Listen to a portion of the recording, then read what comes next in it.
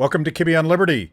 This is part of a special series where we're going to introduce you to some of the most interesting libertarian candidates running at the local level. They're not going to be on the national stage, but they represent that libertarian ethos of bottom-up, face-to-face community problem solving that very much is desperately needed in these times where we continue to look to national politics and some blessed leader to solve all of our problems for us.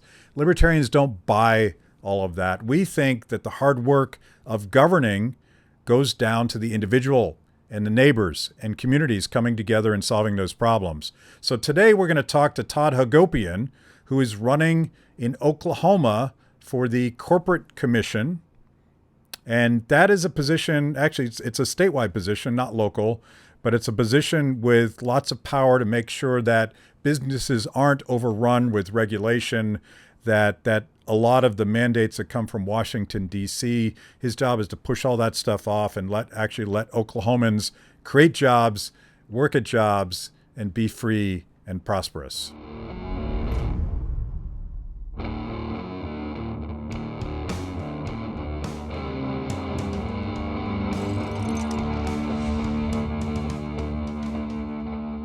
Todd Hagopian, how's it going? Very good. Thanks for having me. What kind of name is that, by the way? It is Armenian. Armenian, Yeah, okay. There's a few of us left. And I didn't butcher it, did I? No, you had it right. That was good. So you are a candidate for the Oklahoma Corporation Commission as a right. Libertarian. Yes, sir. You are a Libertarian official in Oklahoma. Yes. What title do you have there? I am the chair of the Northeast Oklahoma Party, which is basically the Tulsa region. And you are a superstar on Twitter as Libertarian in Chief. I have some folks who like me on Twitter. Yeah. I have a lot more that don't like me. Yeah. Well, that happens when you're fighting the fight on Twitter. Yeah. Tell me about first of all, tell me about that race and why it matters. Sure. Because most states don't have this. Yeah, so corporation commissioner, to begin with, basically puts regulations in on industries that are supposedly in the public good. So in Oklahoma, that's oil and gas, transportation, public utilities. Because it's Oklahoma, 25% of the folks work in the oil and gas industry. It's a big deal. Yeah. In a lot of states, it's not that big a deal.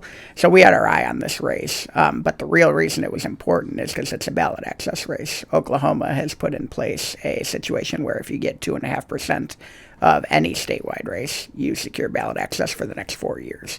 So we wanted to target this race and get ballot access through 2024. At some point during the filing period, we realized that it was unlikely a Democrat was going to file. And at that point, we got really serious about the race and decided to put forward a candidate who we thought might be able to have a chance to really put a go at it.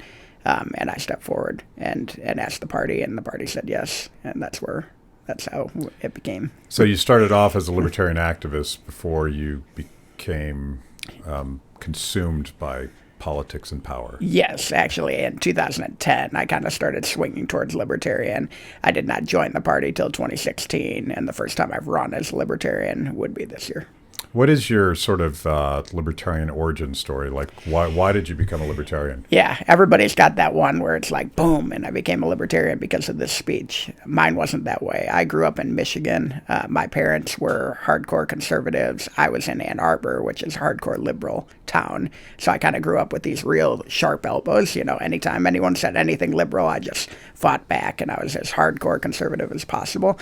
Moved out to the west coast of Michigan, and it was a little more libertarian, but honestly, I never even knew there was a Libertarian Party. But Justin Amash was running in that area at the time when I was living there. So I got to know him, and I started to listen to him and like what he was saying. And still, every Libertarian I knew was a Libertarian Republican. So I still didn't know there was a Libertarian Party. Got to Ohio, started actually hearing about the Libertarian Party. And of course, 2016 came about, and I couldn't find a candidate that really met what I was looking for. And at that point, I started looking at all the third parties, and really that's what took me to Libertarian. It was a slow evolution of ideas, listening to Amash and Rand Paul over time, that really got me there, but there was no magic moment.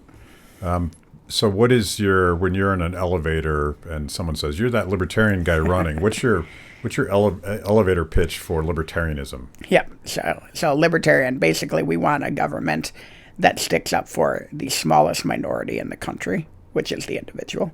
We want to protect your property, we want to protect your life, and we want to protect the pursuit of happiness. That's what libertarian is. And what I want to do in this position is I want to cut the red tape. I want to get government out of picking winners and losers, and I want to put Oklahoma back to work, which is not the job of government, but if you do the first two things right, then more Oklahomans will be back to work as a result. Yeah, I would imagine that given the power of the oil and gas industry, there's probably a ton of cronyism as opposed to real capitalism going on in Oklahoma. Yeah, it's pretty outstanding that the folks raise like $600,000 for these races, right? And they get paid $100,000. So anytime you raise 6 times what your salary is going to be in a local election, it just kind of puts a little black mark on it. Like, why are people raising so much money? Why are people donating so much money? There's quite a bit of the money is coming from the oil and gas industry. So some states are more punitive to third parties than others. So I know that Laura Epke in Nebraska had a real problem when she switched the Republican Party as a state senator to a Libertarian, primarily because of the way that the ballot is structured. Does the state of Oklahoma treat libertarians equally? No state treats them equally, but I would say the Republicans are nicer in Oklahoma than they are in other states. The Republicans actually fought to make it easier for ballot access for third parties. Yeah, which is a little different, and we have some good allies on the Republican side that helped us do that. Now, for 20 years or so, they kept us off the ballot. And in 2016, the national organization did a great job. LP National did a great job helping us get back onto the ballot. And then since then, folks like me who have run in these statewide races and gotten the 2.5% have kept it. And so hopefully, pretty for sure, we're going to lock it up through 2024 now. So that'll be 8 years running, and we'll be able to keep it going. So it's not bad, but we're still growing. We basically haven't had a libertarian get any votes at all until 2016 again, so we're just starting to be back on the upswing in the state. Okay, so we haven't put them at risk yet, so we'll see what they do once we start doing well. If you win, you remind me of this libertarian meme that goes something like, "Our goal is to take power." No, I just butchered it. Do you know which meme I'm talking about? You tell it because I just ruined it. Our goal is to take power and then basically set people free. Yeah, exactly. Does anyone know? Logan, help me out here. I don't know. Nobody even knows what I'm talking about. Well, it's interesting because the last libertarian that ran for this position ran on a platform of exploding the position. Yeah. And so that was something that me and another guy I've been working with trying to figure out how to win this race talked about. Like, should we run on that platform? And what we decided is, no, there's 3 corporation commissioners, and one of them leans libertarian already. Mm-hmm. So if we can get on here and every single time vote the libertarian way, and we get him half the time or 3/4 of the time, we will make huge libertarian strides in Oklahoma. And that's better than being the guy who says I'm going to explode the commission, and instead of getting 51% of the vote, I get 18% of the vote because I just get the radicals. Well, it seems a little flippant because like one of the most vexing problems as a libertarian is how do we get from where we are today to where we need to be? Yeah. And I happen to believe in pure and clean and radical principles, but the process of getting back to where this country belongs involves a lot of understanding the nuts and bolts of the process and unwinding it. And there's no like magic button somewhere that allows you to abolish big government. So I think it's a little flippant to say I'm just gonna blow it up. Yeah. Figuratively speaking. Exactly. And I believe in bold radical principles, and I don't particularly like incrementalism. But I do believe you can be bold at the same time with your ideas rather than just, I'm going to blow it up. I'm going to say no to all new regulations. I'm going to make a regulation pass 2 critical theories. 1, it has to be absolutely vital for Oklahoma's safety. And then 2, it needs to not benefit any company or segment or subsegment of an industry over another. And if your regulation can't do those 2 things, then it is a no. It's a hard no from me. And if we can get every commissioner starting to think that way, then we will have a libertarian commission over time. Yeah. And that strikes me as a reasonable pitch to the people of Oklahoma. Yeah. So what does your campaign look like? How are you campaigning? How are you communicating with voters? Yeah, so obviously it's hard during COVID, right? And so I'm trying to utilize the Twitter following. It's a nationwide campaign. We've gotten campaign contributions from over 20 states. We've raised about $10,000. The opponent has raised about $200,000. So the opponent's going to spend $200,000 over 8 months. I'm basically going to spend $10,000 to $20,000, hopefully, in the last week.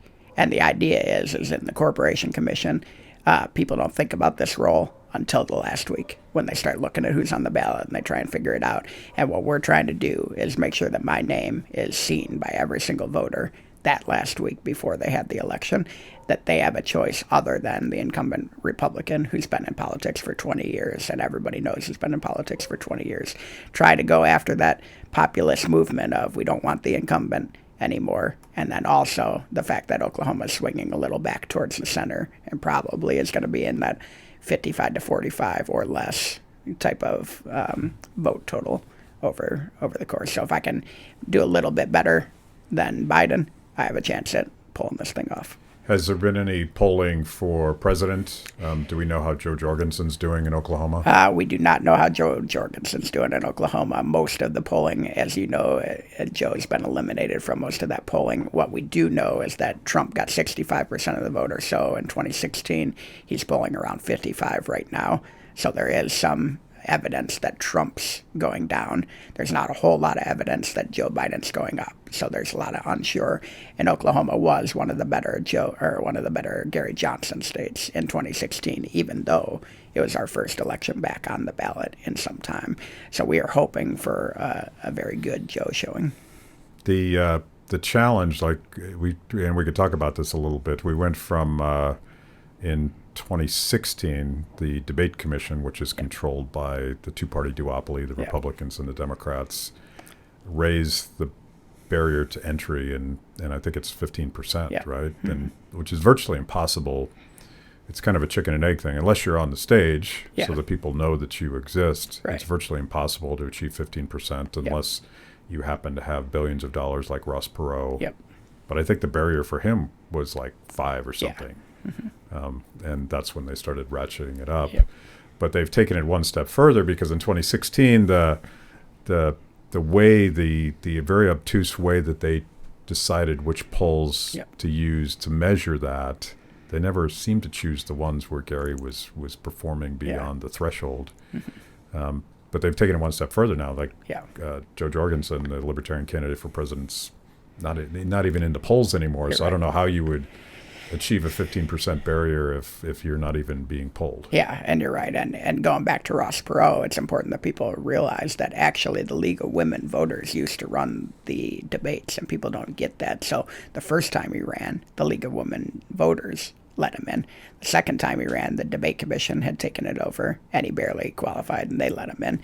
And then everybody was like, okay, and then he swung the election, so we're not going to let that happen again. So that at that point they started making it harder and harder.